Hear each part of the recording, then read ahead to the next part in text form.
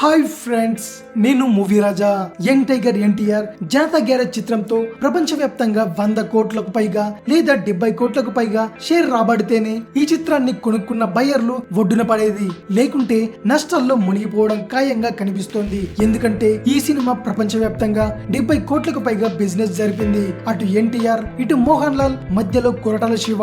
దాంతో బయ్యర్లు పోటీ పడి మరి జనతా గ్యారేజ్ ని కొనుక్కున్నారు. ట్రేడ్ వర్గాల లెక్కల ప్రకారం ఈ సినిమా దాదాపు అన్ని ఏరియాల్లో కలుపుకొని 65 కోట్లకు మేర ప్రీ రిలీజ్ బిజినెస్ చేసిందని సమాచారం. కేరళలో బాహుబలి రైట్స్ 3.5 కోట్లకు అమ్ముడుపోయాయి. జనతా గ్యారేజ్ ఆ రికార్డుని బ్రేక్ చేస్తూ 4.2 కోట్లకు అమ్ముడుపోయింది. ఇక ఈ సినిమా కొనుక్కున్న వాళ్ళు లాభాల బాటలో పయనించాలంటే వరల్డ్ వైడ్ గా 100 కోట్ల గ్రాస్ కలెక్షన్స్ రావాల్సిందే.